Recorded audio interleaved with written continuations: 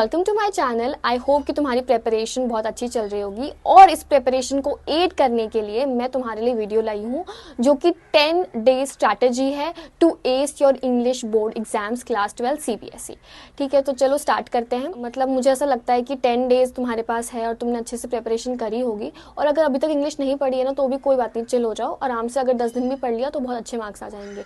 ठीक है, पर ये याद रखना कि इंग्लिश को तुम इतना ज़्यादा कम इंपॉर्टेंस मत देना। ठीक है, क्योंकि इंग्लिश एक ऐसा सब्जेक्ट है तो या तो तुम्हारा रिजल्ट एकदम ऊपर ले जा देगा या फिर बुरी तरीके से गिरा देगा। तो इसको बिल्कुल अब इस मोमेंट पर, इस जंक्चर पर तुम्हें बिल्कुल भी अंडर वैल्यू नहीं करना है। ठीक है, इसको इंपॉर्टेंस देनी है, अच्छे से इसके लिए तैयारी करनी है। तो ये चीज़ मुझे लगता है बहुत ज़्यादा ज़रूरी तुम्हें बताने के लिए, इससे पहले कि मैं अपने एक्चुअल कंटेंट पर आऊँ। तो सबसे पहले तो ना स्टार्ट करते हैं हमारी रीडिंग कॉम्प्रीहेंशन से। रीडिंग कॉम्प्रीहेंशन सबसे ज़्यादा अंडररेटेड सेक्शन है। मुझे पता है, मतलब पूरी प्रेपरेशन में हम लोग एक्चुअल रीडिंग कॉम्प्रीहेंशंस की तैयारी नहीं करते हैं, तो वो मतलब बहुत ज़्यादा ज़रूरी है कि अब तुम इसको मतलब इतना नीचे मत समझो, क्योंकि मेरे 97 आए थे आउट ऑफ 100 इन इंग्लिश, और में जो 2 मार्क्स थे वो यहीं पर कटे थे। तो प्लीज़ अब थोड़ी इसकी प्रैक्टिस करनी स्टार्ट कर दो। अब तुम प्रैक्टिस कहाँ से करोगे? प्रैक्टिस तुम उठाओ, वैसे तुम इंटरनेट पे कहीं से भी कर सकते हो, बट क्योंकि तुम्हारा जो पैटर्न रहता है वो फैक्चुअल और डिस्कर्सिव का रहता है, तो तुम जाओ CBSE का सैम्पल पेपर तो आई होप कि तुमने देख लिया होगा ना। अगर नहीं देखा है ना तो अभी जाके देखो प्लीज़, अच्छे से उसको पहले देखो कि तुम्हारा पेपर पैटर्न क्या है, तुम्हें पूछा क्या जाने वाला है, तो उस हिसाब से तैयारी करोगे ना। वैसे फैक्चुअल और डिस्कर्सिव है तो तुम CBSE की जो ऑफिशियल साइट है ना वहाँ पर जाओ और सैम्पल क्वेश्चन पेपर्स और मार्किंग स्कीम दोनों डाउनलोड करके हाथों हाथ क्वेश्चन देखो और उसका आंसर देखो। ऐसे फटाफट हो जाएगा, तुम्हें पेन पेपर उठाने की ज़रूरत नहीं है। तो ऐसे ही भली करो प्रैक्टिस, मगर इसकी प्रैक्टिस ज़रूर करो। ठीक है, अब मैं पहले फैक्चुअल पैसेजेस पे आती हूँ। फैक्चुअल पैसेजेस यूजुअली ना इजी टू हैंडल होते हैं, क्योंकि सारे आंसर्स तुम्हें ना वहीं पर मिल रहे होते हैं पूरे पैसेज के अंदर ही, तो इतनी दिक्कत नहीं आती है यूजुअली उसको करने में। पर तुम्हें ये याद रखना है कि हाँ, तुम्हें अपने मन से नहीं बनाना है फैक्चुअल में। अगर तुम्हें नहीं मिल रहा है तो एक बार फिर देखो, क्योंकि तुम्हें आंसर तो पैसेज में से ही मिलने वाला है, अपनी मर्जी से नहीं करना है। ठीक है, as it is copy paste मारनी होती है लाइन्स। तो उसके तुम क्या कर सकते हो ना, पहले क्वेश्चंस पढ़ो फिर जाओ पैसेज पे, और जैसे जैसे तुम्हें आंसर मिलते जाएंगे तुम्हें ऐसा लग रहा होगा कि मेरे को क्वेश्चंस तो याद होंगे नहीं, बट तुम्हारे सबकॉन्शियस में होते हैं, वो सारी बातें होती है। तो तुम्हें जैसे ही वर्ड दिखेगा ना तुम उसको अपने आप ऑटोमेटिकली मार्क करोगे, तो तुम्हारे आंसर जो है राइटिंग बहुत फास्ट हो जाएगा। और इंग्लिश में स्पीड तो बहुत मैटर करती है। अगर एक्चुअली इंग्लिश एक ऐसा पेपर है जिसमें हर क्वेश्चन हर किसी को आ रहा होता है, पर स्पीड के कारण हम अपना बेस्ट नहीं दे पाते। तो इंग्लिश में लिखने की बहुत ज़रूरत है इस जंक्चर पे। पेपर्स उठाओ, सैम्पल पेपर्स उठाओ, किसी पब्लिकेशन की बुक उठा लो, बट जाके सॉल्व करो। सॉल्व करने के बाद चेक कराओ अपने टीचर से। ठीक है, अगर तुम्हें पता ही नहीं है तुम गलतियाँ क्या कर रहे हो तो उधर जाके तुम वापस रिपीट करोगे, और फिर ना और ज़्यादा दुख होगा कि अच्छा ये मुझे पहले पता चल जाता तो ये शायद मिस्टेक में रिपीट नहीं होती। तो वो चीज़ का ध्यान रखना। ठीक है, फैक्चुअल पैसेजेस ऐसे करने। डिस्कर्सिव में तुम्हें अपना थोड़ा इंटरप्रेट करके लिखना होता है, तो वो चीज़ में ध्यान रखना कि थोड़ा पैराफ्रेज करना पड़ेगा। बट हाँ, जो मेजरली चीज़ है वो तो आपको RC में ही मिलने वाली है। ठीक है, आपका कोई नॉलेज टेस्ट नहीं कर रहा होता रीडिंग कॉम्प्रीहेंशन। ठीक है, तो आपको उसको उठाना है, थोड़ा पैराफ्रेज करना है, समझना है उसका मीनिंग और अपनी लैंग्वेज में लिखना है। ठीक है, तो ये हो गया आपका रीडिंग कॉम्प्रीहेंशन। उसके बाद हम आगे बढ़ते हैं राइटिंग स्किल्स पे। राइटिंग स्किल्स बहुत ज़्यादा टाइम कंज्यूमिंग होता है, तो उसकी प्रैक्टिस करना स्टार्ट कर दो प्लीज़। एक एक क्वेश्चन हर कैटेगरी से उठा के करना स्टार्ट करो। टाइमर लगा के तुम अपना ये काम करोगे। ठीक है, तुम्हें इतना अगर 5 मिनट्स लिखना है, 5 मिनट्स में नोटिस बनाना है, तो वो 5 मिनट्स में बन जाना चाहिए। ठीक है, उधर तुम सोचो कि मैं कर लूँगी तो ऐसा नहीं हो पाएगा। तुम जैसे अपने आप को ट्रेन करोगे ना तो उस दिन भी वैसे ही निकलने वाला है। 3 घंटे में तुम क्या ही सीख लोगे नया। ठीक है ना, तो वो चीज़ अच्छे से ध्यान में रखना। तो मैंने जैसा तुम्हारा सैम्पल पेपर देखा है उस हिसाब से तो इनविटेशन रिप्लाई है, उसमें ऑप्शन है। इनविटेशन रिप्लाई में मैं यूजुअली इनविटेशन प्रेफर करती हूँ, क्योंकि मुझे ऐसा लगता है कि मैं उसमें ज़्यादा कंफर्ट है। बाकी तुम रिप्लाई भी लिख सकते हो, पर रिप्लाई थोड़ा सा तुम्हें ध्यान में कंटेक्स्ट को सोच के लिखना होता है। इन्विटेशन में थोड़ा दिमाग कम चलाना होता है और ईजी होता है, तो मैं हमेशा ईजी वाली चीज़ें ही करती थी, और मैं तुम्हें वही सजेस्ट करूँगी। तो जो भी ईजी हो सब्जेक्ट, मतलब जो तुम्हारा सब्जेक्ट मैटर जिसका भी तुम्हें ज़्यादा अच्छे से समझ में आ रहा है, तुम्हें लगता है मैं अच्छे से लिख सकती हूँ, तो वही अटेम्प्ट करना। ठीक है, तो ये हो गया इनविटेशन और रिप्लाई। आगे बढ़ते हैं नोटिस पे। नोटिस में पहले बता चुकी हूँ, तुम्हें ज़्यादा नाम कहानी नहीं लिखनी है, एक बॉक्स बनाना है, रेलेवेंट इन्फॉर्मेशन लिखनी है, डेट टाइम वेन्यू जो भी तुम्हें फॉर्मेट बताया गया है उस हिसाब से फॉलो करो, आराम से मार्क्स आ जाएंगे, इसमें तो कोई दिक्कत नहीं आती, ठीक है। पर फॉर्मेट अच्छे से लर्न कर लेना, बॉक्स जो है अच्छे से बना लेना, मतलब और एक ही पेज में रखना, वो सब चीज़ें बहुत बेसिक है, तो वो प्लीज़ उसको है ना फंडामेंटल रूल्स वहाँ पे जाके मत तोड़ देना, ठीक है। अब आ जाते हैं हमारी नेक्स्ट राइटिंग स्किल क्वेश्चन पे, जो कि होता है रिपोर्ट और आर्टिकल में ऑप्शन। रिपोर्ट आर्टिकल में मुझे पर्सनली आर्टिकल पसंद है, रीजन बीइंग आर्टिकल में तुम अपनी मर्जी से ओपिनियंस लिख सकते हो, रिपोर्ट थोड़ा फॉर्मल हो जाता है, बट ठीक है तुम क्वेश्चन के हिसाब से देख सकते हो अपने हिसाब से, बट मुझे पर्सनली आर्टिकल पसंद है क्योंकि उसके अंदर मैं अपना एक लेवरेज ले सकती हूँ, अपने हिसाब से लिख सकती हूँ। तो मुझे ना, मेरे पास ज़्यादा वो कंडीशंस या लिमिटेशंस नहीं है जिन पे मुझे स्टिक करना है, तो वो चीज़ तुम्हें ध्यान में रखनी है, ठीक है। तो मेरी पर्सनल प्रेफरेंस है आर्टिकल।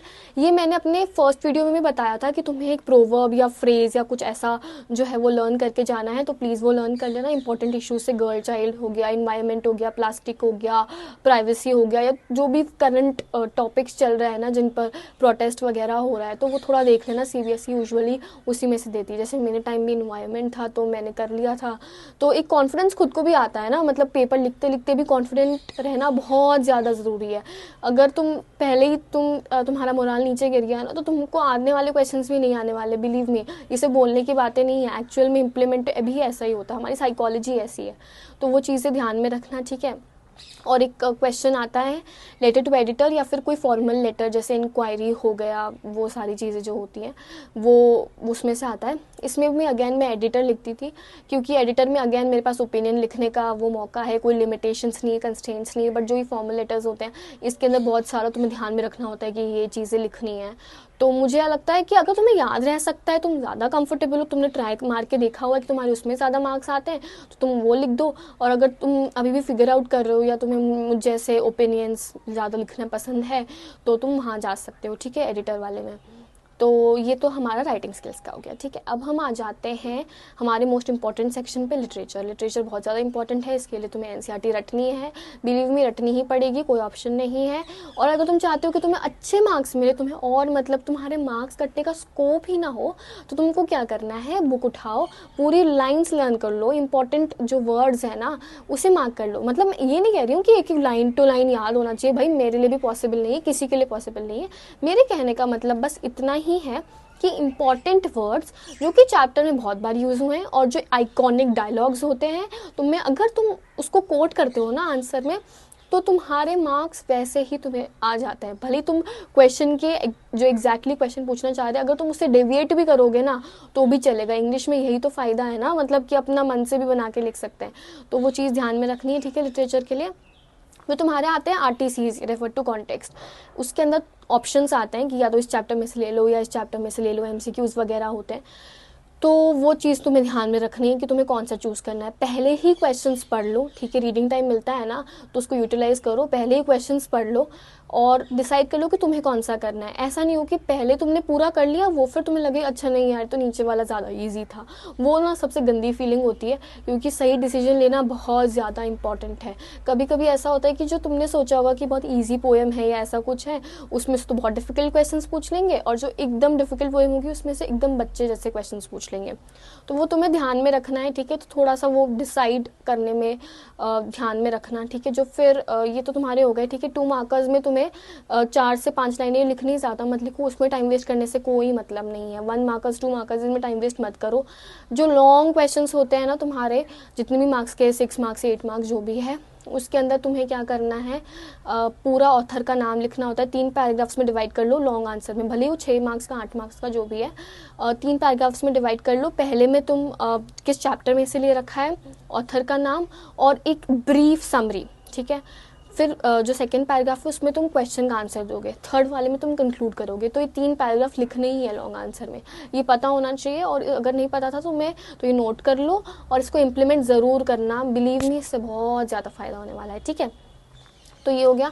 और एक नए टाइप के क्वेश्चंस भी आने लग गए जो ज़्यादा टाइम नहीं हुआ है इनको देते हुए, वो है मतलब तुम्हें क्रिएटिव राइटिंग। अब इसमें भी वो लोग थोड़ा सा चाहते हैं कि तुम थोड़ा सा ना आउट ऑफ द बॉक्स चीज़ों को एक्सप्लोर करो, कि तो वो मतलब आगे ऐसा कुछ क्वेश्चन देते हैं कि अच्छा ये चीज़ हुई होती इस चैप्टर में, तो इसके बाद ये कैरेक्टर और इसका डायलॉग लिखो, या कुछ ऐसा कि इसके आगे क्या हुआ होता अगर इस चीज़ में ये कुछ इवेंट ऐसा हो जाता। मतलब तो चैप्टर में से ही दे रहे हैं बट थोड़ी सी सिचुएशंस मॉडिफाई कर रहे हैं और तुम्हें अपना क्रिएटिव एलिमेंट डालना है उसके अंदर।